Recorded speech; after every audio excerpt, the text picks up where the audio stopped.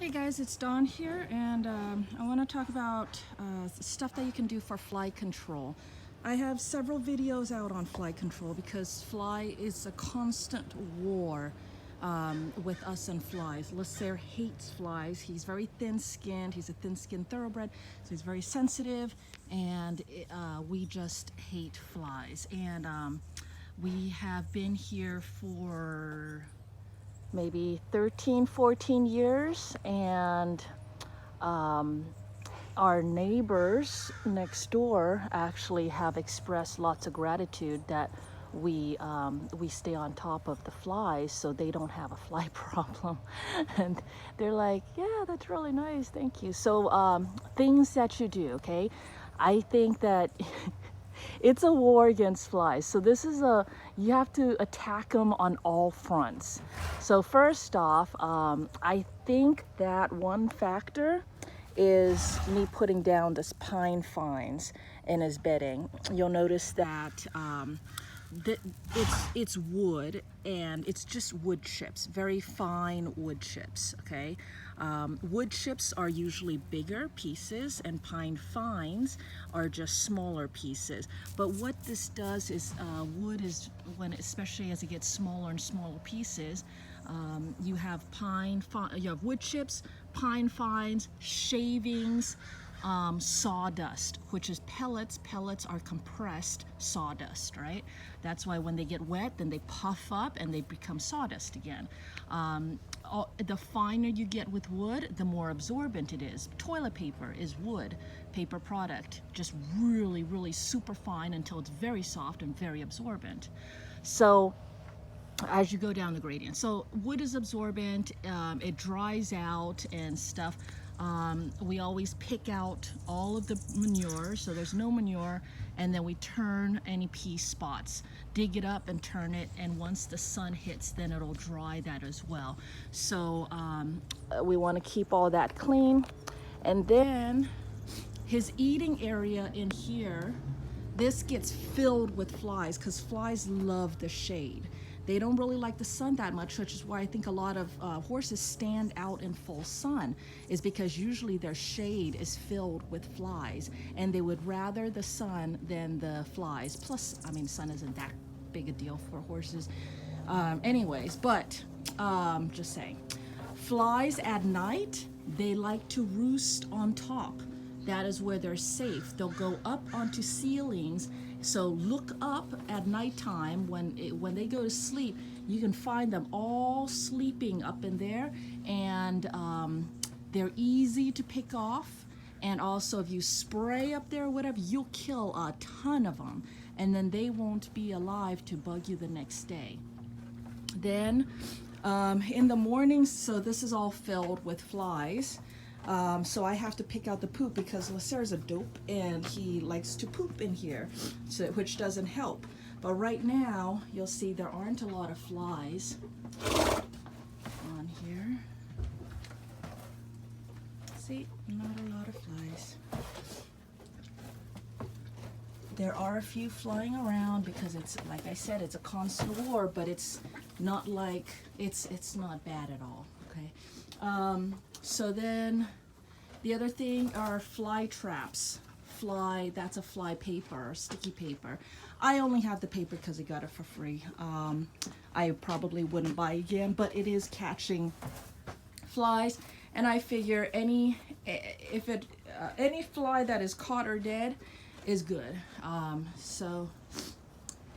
right, so keep your area clean, keep your area dry, keep the manure away. Our manure can is far away from his living area. Keep the fly traps on the perimeter. And the other thing I do, fly spray, and then you already know fly mask, fly sheets, fly boots, right?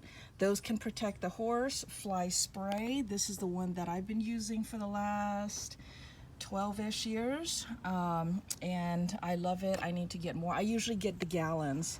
If you get the gallons, you can buy a gallon for a lot cheaper and stuff. But anyways, and pine sol. So this is my pine sol spray, and this is what, so I'll spray Lacer in the morning, a light mist all around. You never ever want to do a stream of spray, heavy stream of spray directly on the horse's skin, because that is when you will have the highest chance of them coming up with welts.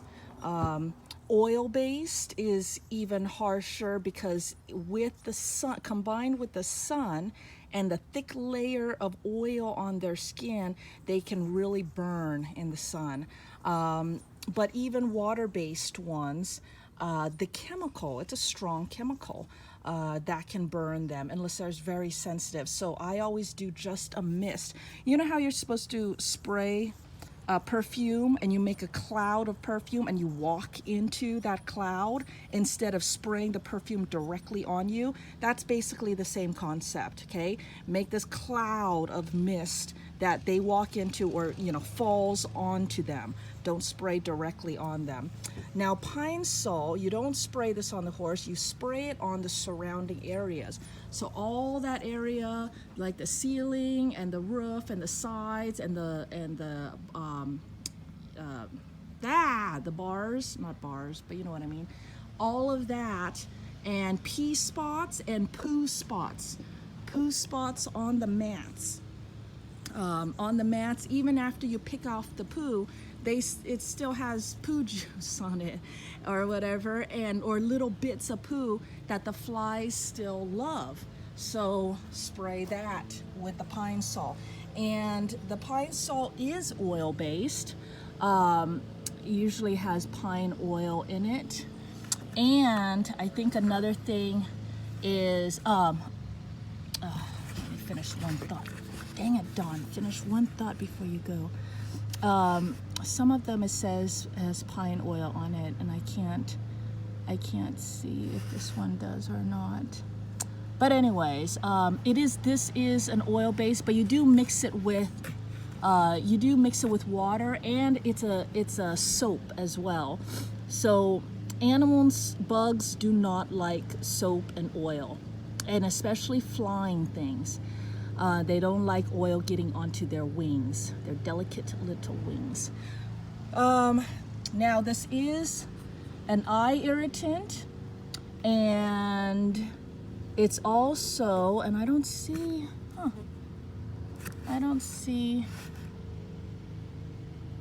okay, anyways, it is a respiratory irritant as well, or it can be, I should say. I don't see it saying warning that it is, but it is. And you can tell because when you spray it, if you inhale that mist that is coming out, it makes you choke. Even though you do dilute it and all that. But my point of all that is, horses are especially sensitive to respiratory irritants. So this, I do it out here, and I only do it when I know that I have a whole chunk of time before I feed him in there. So I keep him out of that area. Like I'll continue to pick manure or do a training session somewhere else or anything to keep him out of that area after I've sprayed it, until I am able to go in there and breathe freely without choking on that smell of the pine sol. I am very, very sensitive to smells, so I think that's a pretty good indicator. I would not use this in an enclosed area that doesn't have good ventilation. But the other good thing it does, I spray on the ceiling, all around, and on those bars, and down here on the floor, there's some pea spots over there. I spray all of that, and I think that big cloud of pine sol scent permeates this whole area, masks the scent of horse to all the surrounding flies around, because flies, I think, have at least a 1 mile radius that they travel. So after I kill all the flies in here, I then want to mask the scent that I have a horse here, and so that other flies aren't just flooding right in from all the neighboring, all the neighbors, because they all have horses all around. Definitely within a 1 mile radius, I have, you know, tons of horses all around me, tons of flies. So that mass, it prevents them from finding us, to say, okay? Of course, then once he poops and all that, then he's reintroducing his smell into the environment again. But anyways, that's the theory. Mask the smell. And then, even after doing all that, I'm going to have these flies that just hang out. They're not going into the bait stations because they're not hungry or they're too smart. They're not landing on the fly strips. They're just hanging out randomly all around, right? Let's see if I can find one. I actually can't find a fly right now, which is interesting. Even in my manure bucket. This is I still have to dump my manure bucket and I'm not seeing any flies. Okay, anyways, you'll have these here we go. You'll have these random flies just hanging out, not doing anything and not going into any traps. And he's not bothering Lasser, but I need to kill him because he could be a scout. So here are my active killers, my fly slingshot, which I can pick them off, and the bug assault gun, which actually works and is a lot of fun. The only thing is it doesn't last the amount of rounds that I put through them. I break the internals in here breaks down, so that is a bummer. So I save this for special occasions because it's a lot of fun. Oh, there we go. It's a lot of fun to use this, but this thing, all I have to do is change out this is a slingshot rubber that I use, and this is something I made myself. I carved out this handle. Anyways, pick out the stragglers. You pick out the stragglers and you get the message across that this is an active hunting ground for flies. And I don't know, I think they do get the message. Because I will find flies that have no idea what I'm doing, right? They let me get right up to them and shoot them, no problems. But after I do that for a few weeks, I start seeing a number of flies that get smart to my ways. And as soon as I get in range, they fly off. Then I have to take a break and not hunt anymore and kill them with other means or whatever, let them forget or die off because they don't have a long lifespan anyways. But and then I can go back to the sling and pick them off again and nobody knows what I'm doing. But my point is, they have their whole intelligence or lifespans and their whole lives. They're living their whole lives. They know survival. They know they want easy pickings and they don't want to be in an active hunting kill zone. So I think it works even if you just kill a few of them actively, then the other ones see, or maybe they hear a little tiny fly screaming in its death, and it tells the rest of them, hey, let's skedaddle. There's a whole bunch of other places that doesn't have a crazy Asian chick hunting them down with a gun and sling, and yeah, let's go there instead, So anyways, my point of all this is just that I think with the war against flies, you just gotta have a multiple ways to attack them. This is that fly ranch thing, one of my lesser effective ways. The fly bags work really well, they fill up. But everything has a pro and con, right? The actively killing them is one of the most effective ways, but it's slow because you're doing it one by one. Fly baits are very effective, but unfortunately they attract as well as capture. One last point. So I said that the flies have a range of a one mile radius, right? About.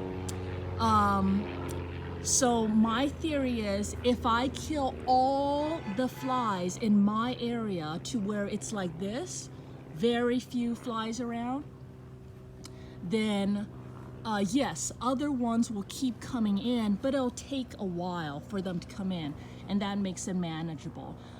If I kill all the ones in my area, I get several hours, if not a day or 2 days, before my place is infested again. You know what I mean?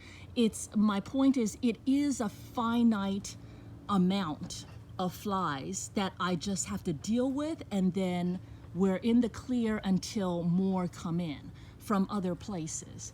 And and that's the other thing. Every time I do a fly post, people are like, "Oh, what about fly predators?" Fly predators, look at how it works. Fly predators, they basically go and they eat fly maggots, fly larvae. Okay, so they eat the babies. They don't kill the actual flies. They don't go after adult flies. They just kill the babies. Chickens do that too. It'll be the same concept if you let loose a bunch of chickens to go and pick through your manure and eat all the maggots. Or what I do is my huge manure bin, I leave that open, and all my neighboring birds know to go in there and pick out all the maggots. It's free food for them, so they go in there and pick out maggots and eat all the baby flies before. But it's the same concept. But if they run out of flies, if they run out of babies to eat, that is the end of their food supply, and they die out. That's why with fly predators, you get a shipment. You get a regular shipment of, you pick the frequency, so you get more new fly predators in. They fly away, they die off. If you use fly sprays, if you use feed-throughs, things like that, you'll be killing your fly predators as well. So they absolutely have their pros and cons, and they wouldn't do well in my environment here, where I am eliminating all of my flies, 99% of my flies, and then my only worry are the new flies coming in from neighboring places, right? Feed through fly control, and garlic. Studies have come up that garlic is not that great in huge quantities for horses or dogs or anybody really.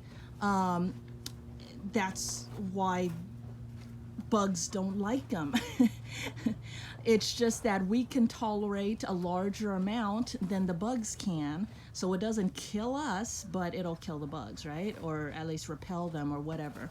I don't like that because it's not that great for the horse.